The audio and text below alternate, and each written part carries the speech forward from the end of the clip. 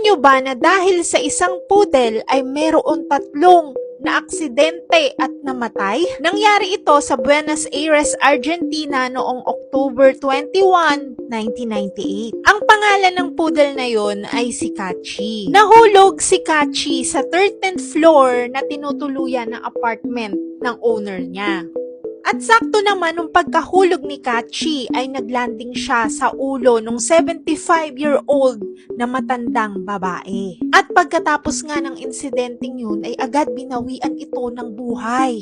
At dahil nga dun sa nangyari ay maraming tao ang nagtipon dun sa scene kung saan nangyari yung insidente. At dahil nga sa dami ng mga tao, meron isang 46-year-old na matandang babae na gusto niya talagang malaman kung ano ba yung nangyari. Kaya naman, tumawid siya at pagtawid niya ay sakto naman na nahagip siya ng bus.